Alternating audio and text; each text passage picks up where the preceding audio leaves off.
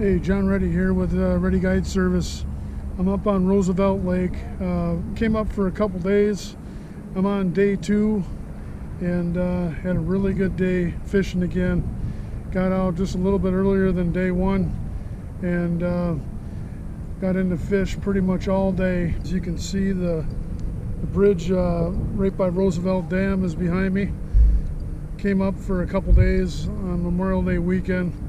I thought the boat traffic would be a lot worse, and it actually hasn't been too bad. Spent a couple days yesterday, day 1. I spent a lot of time casting the shorelines, just working main lake points, doing different things like that. Day 2, I actually concentrated on offshore structure, islands and flooded timber, isolated structure. So had 2 different days, but very successful regardless. And it was a great couple days to get away and check out and just spend some time by myself up here. So I'll go through some of the rigs that were successful, and hopefully I can help you catch a few fish if you make a trek up here.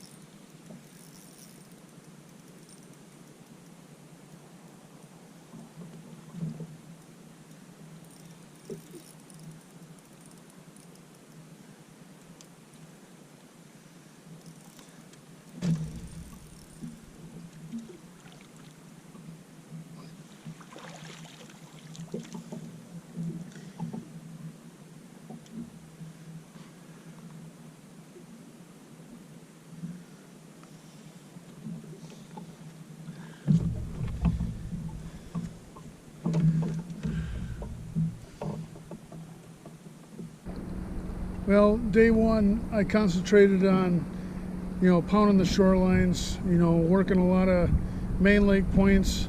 Started somewhat shallow in the morning, and the sun came out pretty strong with no clouds in the sky. So I actually made the change and started fishing a little deeper, hitting some of the deep break lines, and that pattern seemed to really produce for me.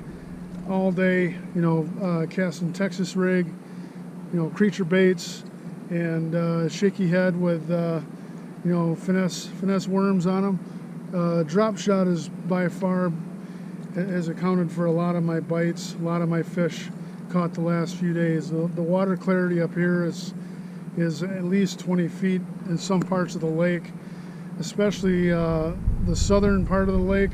North part of the lake, water's a little more dirty, a little more stain up there. So, but finesse tactics seem to produce the best. Reaction bite wasn't that hot for me, but everybody's saying that Roosevelt's on fire, and it didn't disappoint.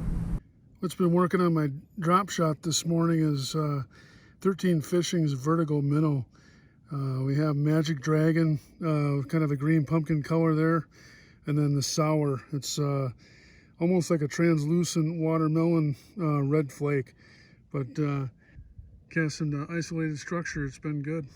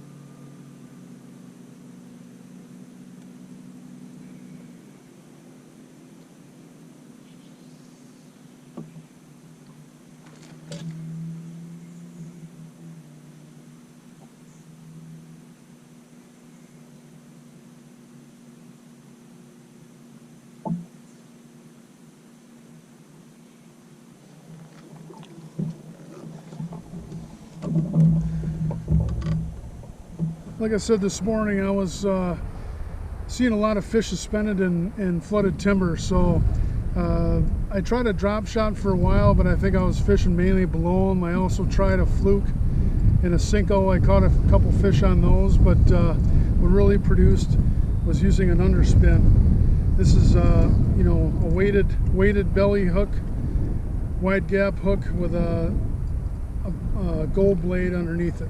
And I believe this is a 4.5 inch Berkley shad.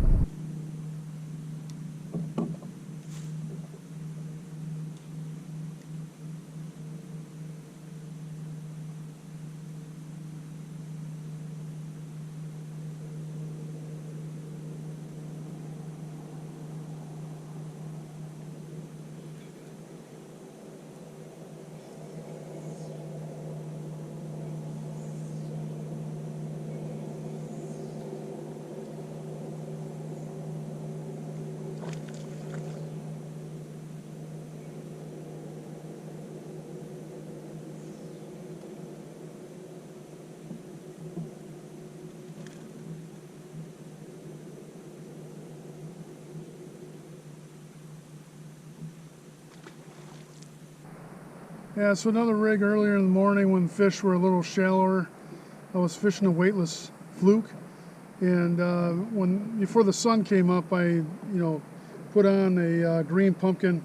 Got it's like a golden black flake, but yeah, this worked really good fishing in between the trees. But like I mentioned before, the Underspin far out produced this today. I think mainly was the fish were a little more active and they wanted a bait moving.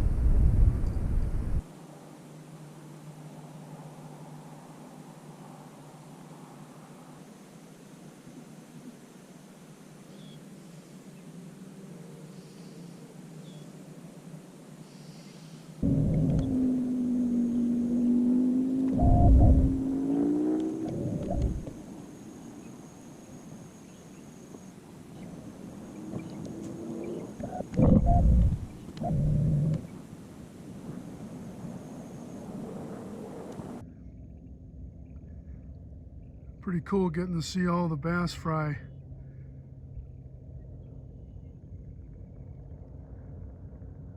Amazing how fast they grow here in Arizona. One of my favorite rigs to fish is a tube. Coming from Wisconsin, we fish a lot of smallmouth in Door County, up by Sturgeon Bay, and Lake Geneva, or Geneva Lake, had a really good population of smallmouth. But once you got into the dog days of summer, when your water temps you know, are pushing 75 or warmer on the surface, you know, that thermocline is dropping down, and a lot of those fish are starting to move to deep break lines and offshore structure. So today, my day 2 on Roosevelt, I actually took some time to fish some similar, you know, underwater points at about 25 on top, and they drop into 60 foot of water. I was marking a few fish, but I'm thinking they were probably big carp or catfish. But yeah, essentially I'm using a 3/8 ounce tube jig, and green pumpkin, I believe this is a 3-inch tube. But you know, some people call it cracking a tube or snap jigging a tube. But just cast this out and snap it off the bottom. And especially we get into late summer and the early fall when fish start to put the feed bag on, this will be a really good tactic. So probably just a little early using this rig, but I'm excited to get to it and start fishing it more.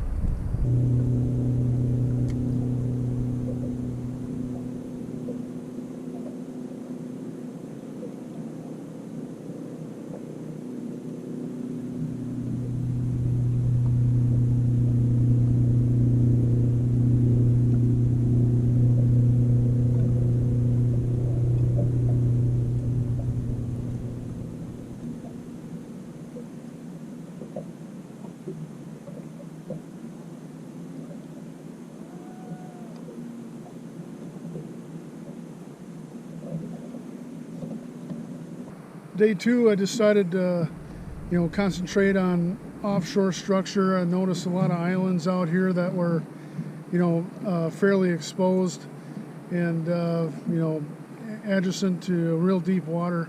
So I focused on that, drop shotting mainly, a little bit of Texas rig.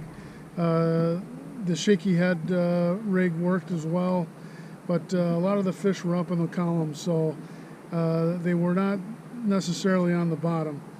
But early in the day, I actually went on the north end of the lake where there's a bunch of flooded timber, and I had a lot of luck on casting an underspin, slow rolling it through the wood. And once the sun got a little high, that died, and I definitely had to go deeper. So I spent the rest of day 2 fishing anywhere from 15 all the way out to 30 feet of water. My bigger fish have come, you know, 22 to 25 foot. So as you can see, there aren't many clouds in the sky behind me, and 2 bluebird days, so that presented kind of a challenging finesse bite. But regardless, Roosevelt, about every spot I went to, I caught fish. Roosevelt never disappoints. Definitely one of my favorite waters here in Arizona.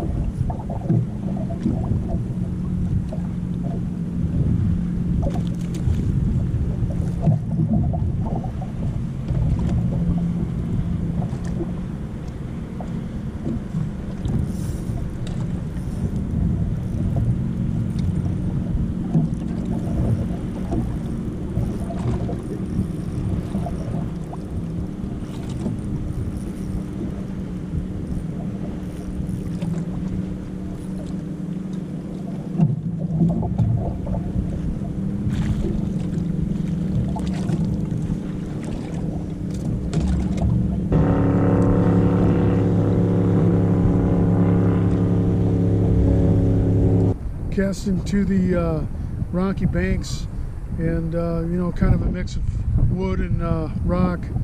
I casted out Shaky head. This is a Buckeye Spot Remover Pro, and this is a 13 fishing joystick. It's a rabbit earworm, and this was a really good combination. One thing I really like about this this joystick from 13 Fishing. When you're working in the rocks, this long tail sticks up above while this is down in between the rocks, and it actually shows up, and I think that accounted for a few more bites. But you know, just casting this where you would Texas rig, just a little different rig, something they probably haven't seen a lot of yet. So really like this setup.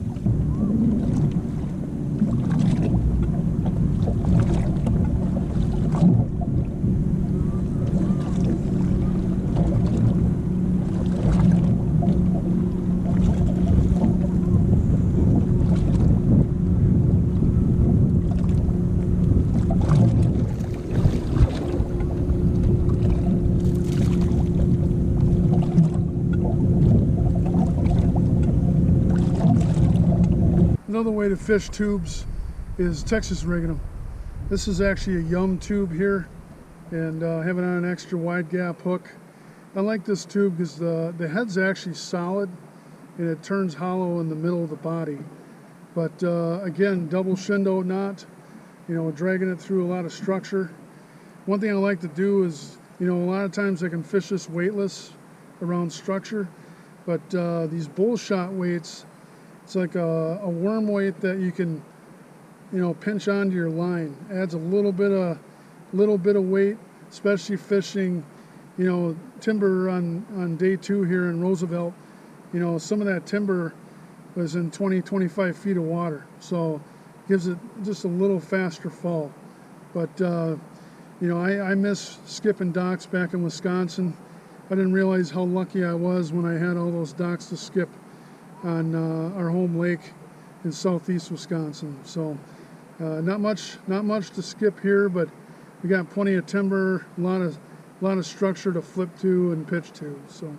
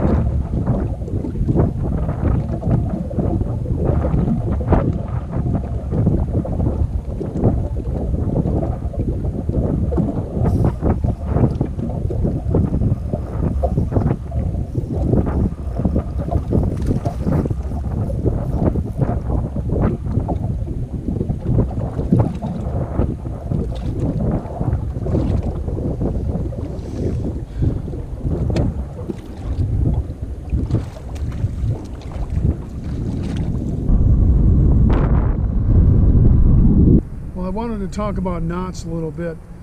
You know, I use probably a half dozen knots on a regular basis, but a polymer knot probably is one of my main go-to knots. That obviously with fishing a drop shot and you know, working different finesse rigs, if you tie on crankbaits, things like that, that's definitely my go-to knot.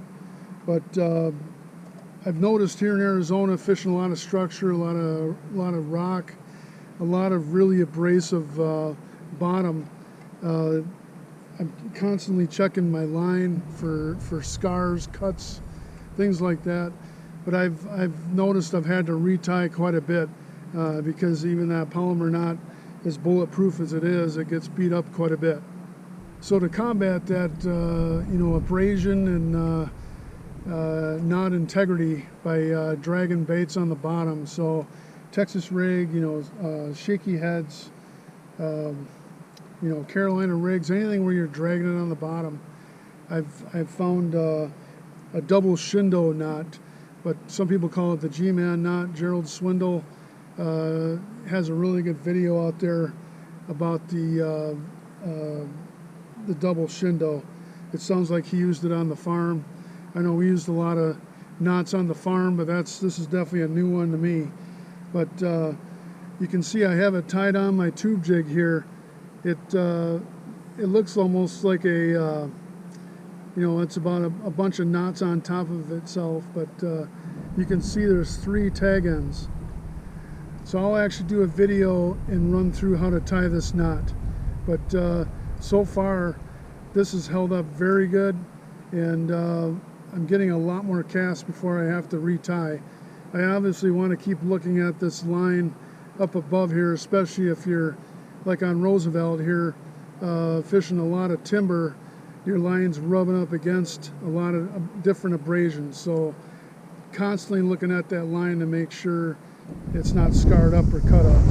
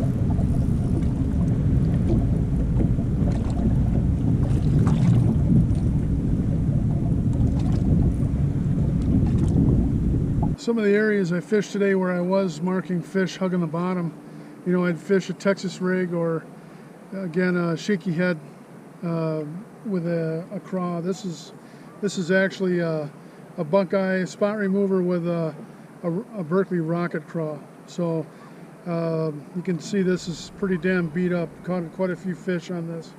But watermelon, purple flake, a little bit of red in it. But very, very successful rig today.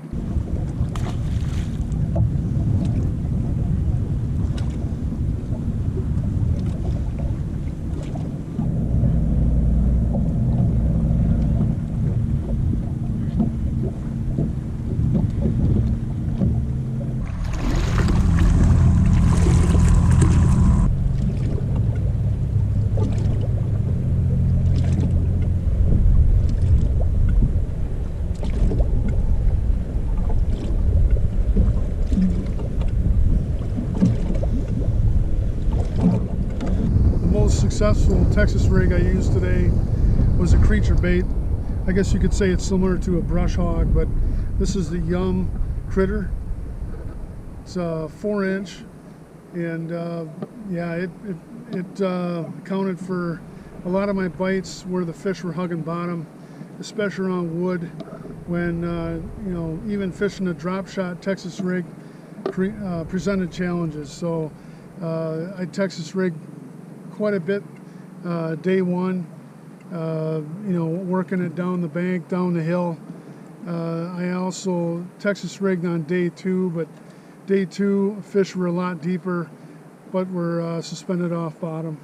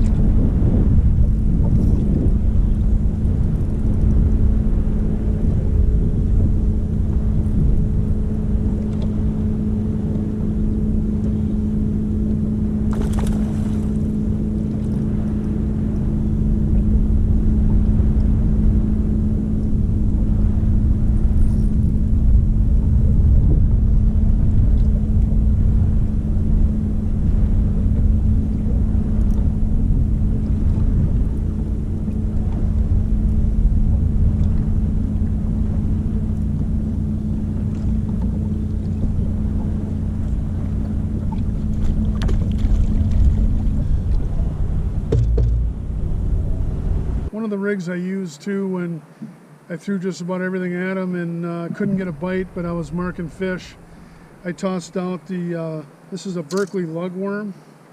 It's essentially looks like a Cinco on one side and looks like a ringworm on the other. And you know, you can fish this weightless, but I put a Nico weight in the tail. And I can't take credit for this one. Mike Iaconelli did a really good video talking about this for spawning fish. But yeah, this accounted for a few strikes. Another good color I use is like a red plum or a red bud. But yeah, you cast this worm out and it falls straight down. And once you're working on the bottom, it's standing straight up, almost like a reverse shaky head. But yeah, fun rig to fish. I'm using fairly light line, especially with the water clarity on Roosevelt the last couple days. So I've had to definitely downsize my line thickness. I believe this is a 6-pound test here.